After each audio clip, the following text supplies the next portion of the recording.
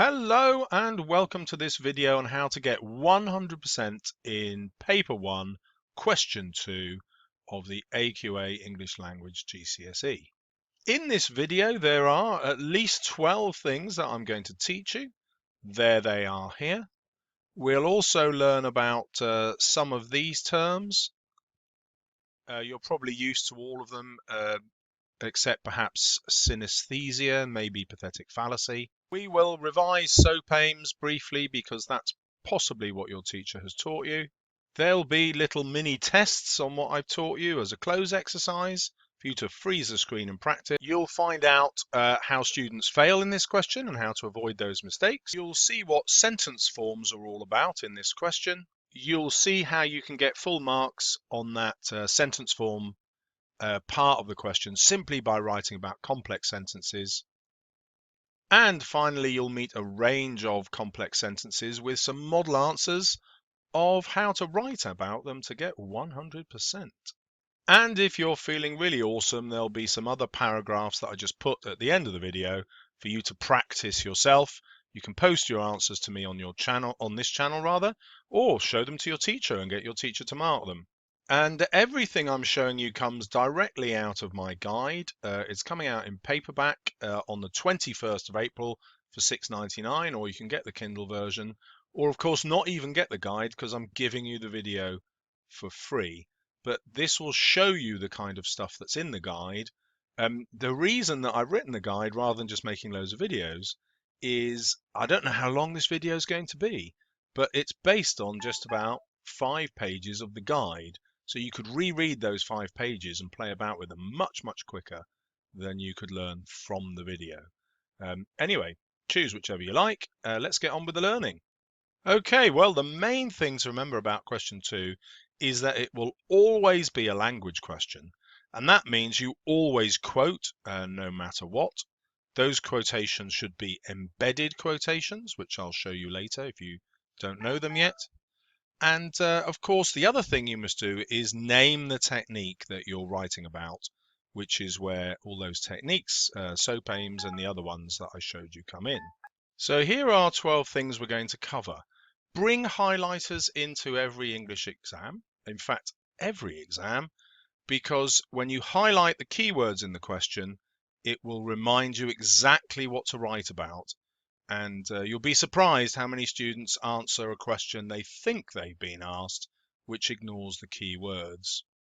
If you're asked to look at a portion of the text, which you will be here, highlight the part of the text that you've got to look at so you don't look at the wrong part. Don't read the whole thing loads of times, just find quotations as you read. You must name the descriptive or narrative technique that you're writing about. Always do that because terminology is in the mark scheme. You will always have to write about imagery, and all the things listed here are examples of imagery. Synesthesia is a use of the senses to bring things to life, and pathetic fallacy is where nature reflects the emotions of the characters. Always refer to individual words in the quotation rather than a big long quotation. That's embedding it.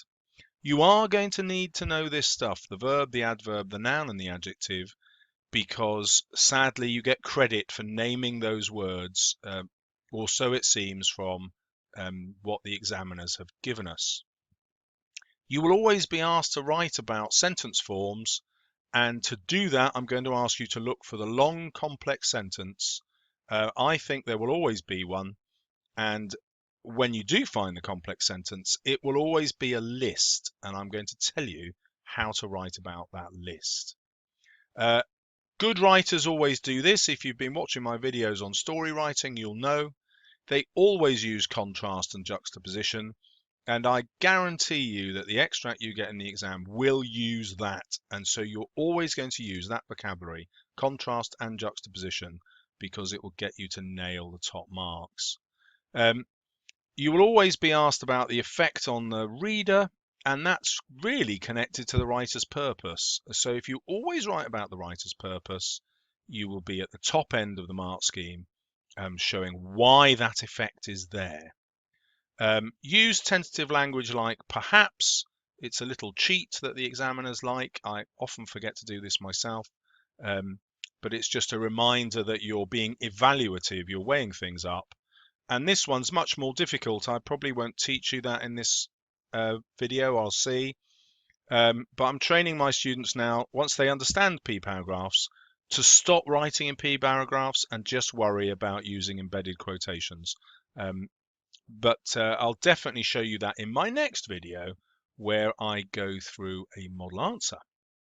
You should by now have committed SOAP aims to memory, because it's a very easy way of remembering what the main techniques are.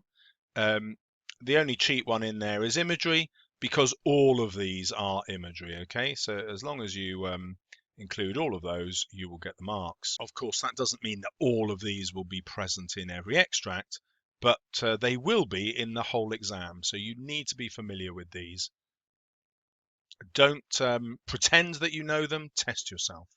Okay, here's another test for you if you fancy it. So I gave you 12 things that I was going to teach. Here are the first 6. I've hidden the words that go in each gap. Pause the screen, see which words you think go in the gap. And the answer's coming up now. There you go.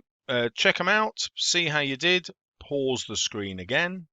While you do that, I'm going on to the next part of the test. Here it is, the next 6 in your 12. Again, pause the screen. Okay, I'm going to reveal the answers now.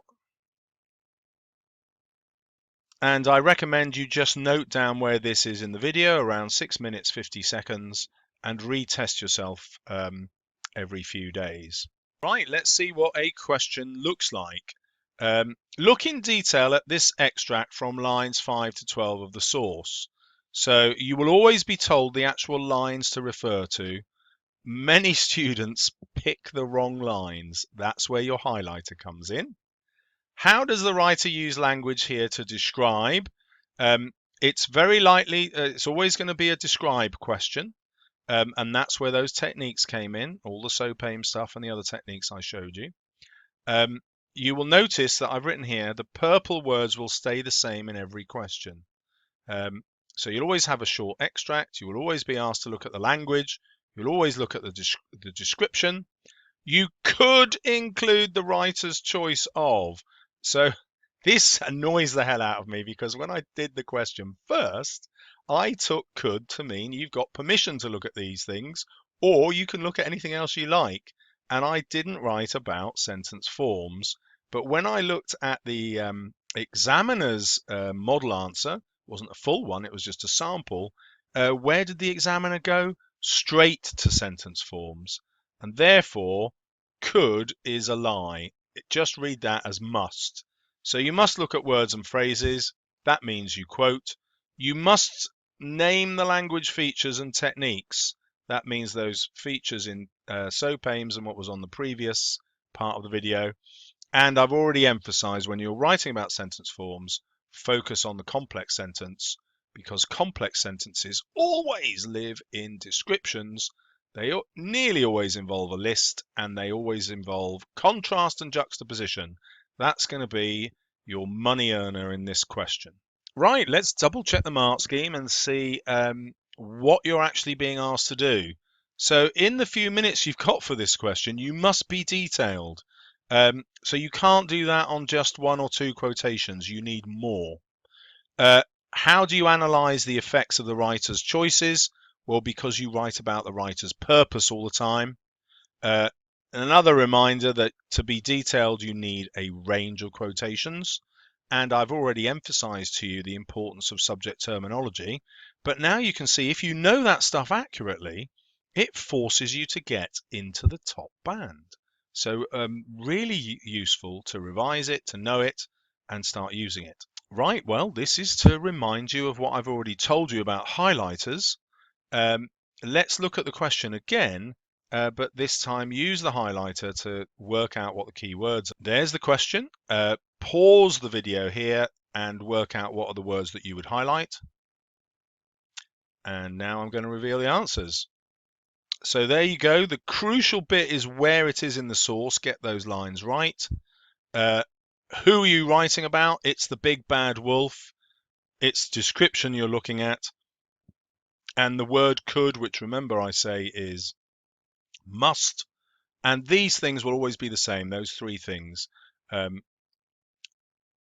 It won't waste time to highlight them in the exam, but actually you should know this already. Whatever the question, those three things are coming up in question 2 every time. Well, that sounds so simple, and even though I teach my students this, every time we do a mock, a quarter of them get it wrong. So where do they go wrong? Well, my purple highlights show me that I need to write about the big bad wolf. Of course, in my story of the big bad wolf, you will also find Grandma and possibly the woodcutter and Little Red Riding Hood. And it's really easy to start writing about the wrong characters who will also appear in that little bit of extract, okay? So make sure you've picked the right character or the right focus in the question. The question will always ask you to look at some description, so you need to be able to recognize all the descriptive techniques. For example, if you start calling a noun a verb, or if you're looking at some alliteration and you call it onomatopoeia, the examiner will just think you're an idiot and that's it, your top mark has gone. Because it is a language question, the examiner wants you to quote all the time. And that's another reason why I'm training my students not to use P paragraphs, because they end up writing too much about each quotation. So look out for that when we get to the model answer bit at the end of this video. How do you keep quoting so that you're not writing P paragraphs all the time? Okay, the next way they don't get full marks is by not writing about sentence forms, or for writing gibberish about sentence forms. So here it is. My advice is always to write about complex sentences, or if your extract doesn't have any, write about why not. So there might be a reason why your writer has chosen to avoid complex sentences, and that will be to do with pace. They want to be fast-paced, they're straight in at the action, and they're driving you towards a climax. Personally, I'm 98% certain you won't get an extract without a complex sentence. Because you want 100%, I'm going to show you why I recommend you should do this as well as how to do it. So I've already emphasized that could in this question means must. Although the question says you could write about sentence forms, implying that you don't have to, the examiner's answer deliberately writes about complex sentences. So this is one from the specimen papers. The long, detailed, complex sentence perhaps suggests the movement of the many tourists on their tram trip into town. Well, if you read my guide, you'll see that I believe this sentence is actually complete rubbish. And that's not what the Graham Greene, who wrote the piece in the exam, was actually trying to achieve. So you will often write gibberish about the complex sentence. I'm going to show you how to write something which will never be gibberish. Right, to fully understand what I'm going to teach you about complex sentences, I've got 5 slides here in which I'm going to give you a revision activity. If you don't fancy this activity, just scroll through till you see the picture change 5 times and watch the next bit. But it really is important for you to think like a writer if you're writing about the writer's purpose and the effects. And the only way to do that really is to write, isn't it? So to understand how complex sentences might help a writer, you have to think like a writer. So I'm going to do something that you should try yourself. I'm going to write a similar paragraph to the one in the sample paper using exactly the same punctuation. In fact, the exact same number of verbs and nouns, and of course the same descriptive techniques. You know, if he uses a simile, I use a simile in the same place. To keep the examiner's comment relevant, that one that we just read before, I'm going to include a tram in my description, even though I'm writing about Paris, where I was last summer, and that Paris has got an underground, a metro. It doesn't have trams, but there you go. I've lied just to make this work. Okay, here is the Graham Greene extract. They came in by train from Victoria every 5 minutes, rocked down Queen's Road, standing on the 5 tops of the little local trams, stepped off in bewildered multitudes, into fresh and glittering air. The new silver paint sparkled on the piers. The cream houses ran away into the west like pale Victorian watercolour.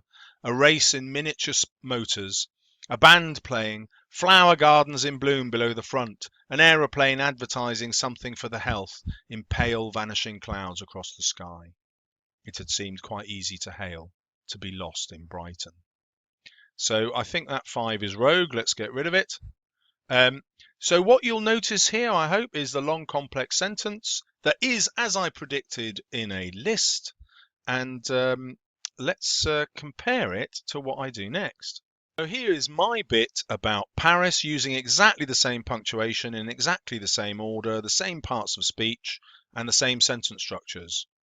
They flooded into Paris from St. Pancras every hour, stumbled down the Champs-Élysées, crowding the tops of trams, dismounted in lemming-like crowds into the clamour of angry traffic. The tricolour danced on the street lamps. The ornate buildings stood grandly in ranks like a Napoleonic regiment. A conman demonstrating Hunt the Lady, buskers playing, man-made beaches by the river, and billboards desperate to capture your wallet in vibrant colours clashing across the city's walls. It seemed quite easy to Mr. Salles to be lost in Paris. Well, instantly I've become a better writer. I'm really proud of that. But all I've done is I've just taken Graham Greene's and I've stolen exactly how he writes. That's fabulous because it's going to prepare me not just for question 2, but for all the other questions on this paper, and particularly for question 5, where I have to write my own description or story, which is worth half the marks. Yeah, so this one revision exercise is gold dust to you, and you must do it. Don't be scared, because you won't just be learning from a teacher, you'll be learning from the best writers on the planet, the best writers there's ever been. God, I'm so excited at what you could do. Do it. Anyway, hopefully you'll notice when you go through this how powerful the verbs are. They flooded, stumbled, crowding, really powerful verbs that just jump out at you. You can see the use of simile in here, all sorts. Even in a short piece like this, it will train you to be a superb writer, and from that you will learn to be a superb reader and nail this question. Okay, well, this is another pause the screen moment if you want to learn from that technique, because I've got both versions here, and you can then compare sentence by sentence to see how exactly I've changed Graham Greene's writing into my own. So to understand this technique fully, you've got to write your own version. Choose a place that you've visited or invent an imaginary journey, it doesn't matter. Remember to keep the same order of verb, noun, adjective, and adverb. You really do need to know these terms, not just for your exam, but to make you a better writer. These just aren't words that English teachers chuck at you. They're the building blocks of this kind of writing. Like my example, you need to keep the same punctuation and sentence length. You want to get the rhythm of the writer's sentences because that will teach you how to write. You know, the same way as if you could be I don't know, coached to run by Usain Bolt, you know, with the same stride pattern, it would be fantastic. Well, you can do that with writing. You don't need genetics.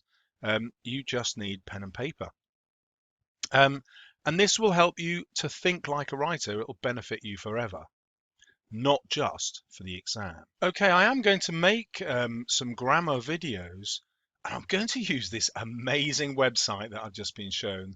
So it's foxtype and .com, and I've typed in a sentence here. What a brilliant website this is. It teaches you grammar one sentence at a time.